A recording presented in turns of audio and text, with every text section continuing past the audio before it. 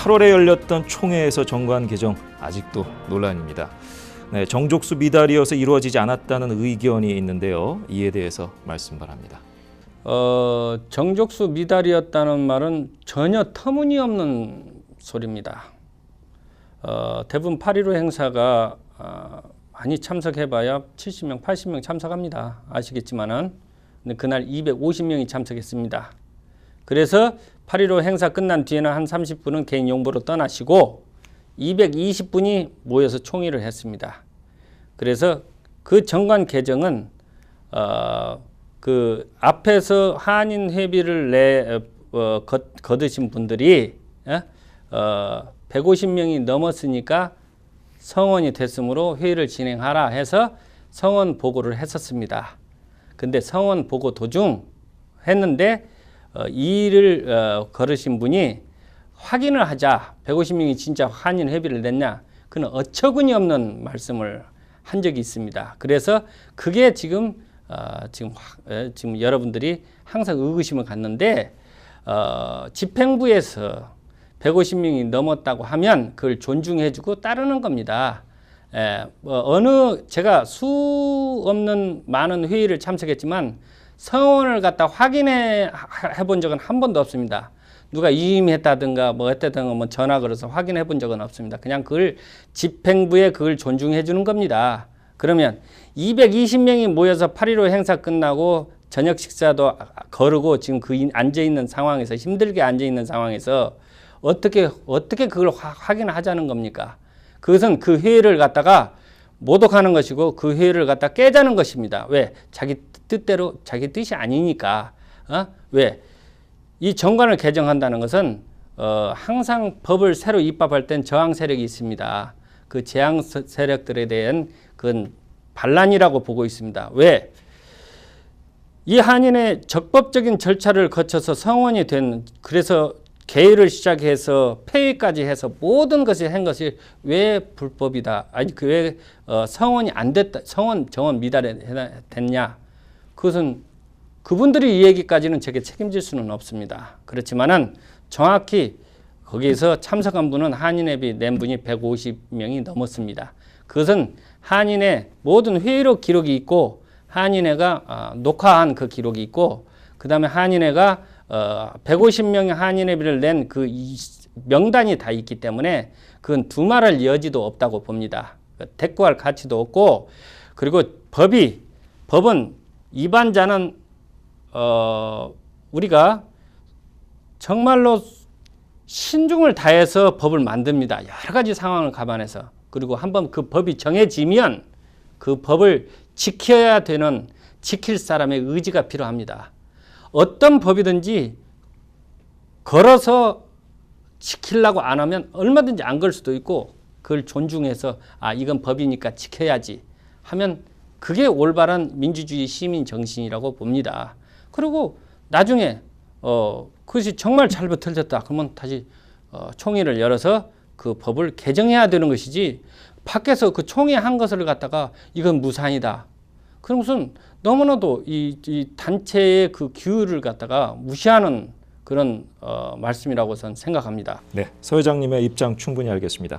그렇다면 그 정관 개정이 어떤 부분에서 이루어졌는지 설명해 주시겠습니까? 그 정관 개정을 먼저 그 말씀드리기 전에 정관 개정은 이사회에서 발의가 돼가지고 이사회에서 정관 개정 위원회가 발족됐습니다. 네. 그 정관 개정 위원회가 발족돼서 그 정관 개정 위원회에 한 10번 정도 미팅을 거쳐서 한 2달간 10번 정도 미팅을 거쳐서 그래서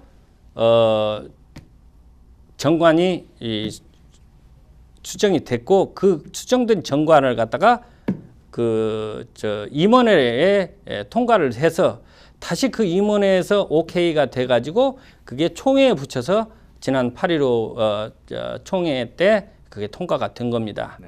그리고 바뀌어진 것은 뭐냐? 가장 크게 바뀌어진 것은 이 한인회 이치가 정관상으로는 한인회관이 반드시 시카고 시내에 있어야 된다고 되어 있는데 그 바뀌어진 정관은 시카고 시 이후에 서라운딩, 그레이터 시카고, 광역 시카고로 바뀌어졌고 그다음에 한인 회장 나올 자격은 시카고 한인 회장에 나올 자격이 그동안 가장 논란이 됐던 것이 그 3회 역산에서 한인회를 낸 사람이야만이 그 피선거자 자격이 주어지거든요. 그렇죠. 한인 회장 나올 수 있는 자격이 주어지는데 그게 지금 지난 30년 동안 논란이 많았습니다. 그렇습니다. 예. 그걸 정확히 지키고 나온 한인 회장은 김종갑 회장하고 저밖에 없습니다. 솔직히. 예. 그렇기 때문에 다른 분들은 다 서류를 제대로 한인회가 제대로 3년 역산에서 낸 저기가 기록이 한인회가는 없습니다. 예. 정상적으로 따지면. 그리고 이 한인 그 조항 때문에 지금 김길영 전 한인회장하고 이성남 그때 후보자로 나와서 법정 소송이 걸려서 아직도 진행 중이죠. 아직도 진행 중이고 아직도 지금 현 한인회에서도 변호사비를 물어가면서 지금 그걸 대변하고 있는 상황입니다. 네, 정확히 바람직하지는 않습니다. 그렇기 때문에 불명예스럽고 그리고 다시는 그런 일이 한인회가 법정 소송에 휘말리는 그런 일은 없었으면 좋겠습니다. 네. 앞으로 달릴 길도 많은데 법정 소송에 걸려서 할 일을 못한다는 것은 참 불행한 일이라고 생각합니다. 그리고 한 가지 또 바뀌어진 것은 이사 조건입니다. 피선거권자에 대해서 그러면 그런 모든 조항을 다 없이고 한 가지를 그러면 아무나 한인회장에 나올 수 있냐? 그것도 좀 문제지 않습니까? 그래서 최소한 50년 동안 한인회 이사 한 번 정도만 한 사람이면 그러면 피선거자 자격을 주다. 그런 조항이 들어갔습니다. 그렇기 때문에 지난 50년간 한인회 이사했던 사람은 따지고 보면 2,000명도 넘습니다. 한 기당 50명씩만 잡아도 2,000명이 훨씬 넘어갑니다. 그렇지만 한인회비 역산해서 3번을 내야 되는 사람은 많아야 20-30명 됩니다. 그렇기 때문에 그 법이 굉장히 힘들었던 법이거든요.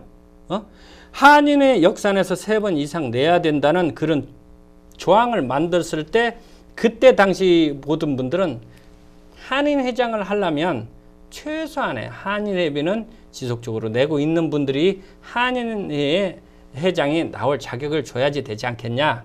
그런 좋은 뜻에서 했습니다. 근데 그게 그렇게 많지 않았어요. 그게 그렇게 항상 이렇게 지속적으로 내는 사람이 많지 않았어요. 그렇기 때문에 그걸 고치고 그러면 최소한 이사 정도는 한번 했던 사람이 한회장 나올 자격을 가지는 것이 그게 나쁜 것이냐? 그러면 오케이. 그래서 그게 해서 총회를 거친 건데 정족수 미달이라고 자꾸 말씀하면 그것은 굉장히 차당치가 않다고 봅니다. 왜? 집행부에서 성원이 됐다고 하는데 그것을 확인하자고 220 모이는 확인하자고 우리는 확인할 수 없는 거예요. 추후에 확인드린다고 그랬죠. 추후에. 예? 그럼 얼마든지 추후에도 확인할 수 있는 문제 아닙니까? 예? 근데 그런 것까지 다 우리가 일을 하면서 관여할 일은 없어요. 할 수 있는 일도 없고. 근데 그걸 동포 여러분들께서 양지해 주셨으면 하는 바람입니다. 네, 잘 알겠습니다.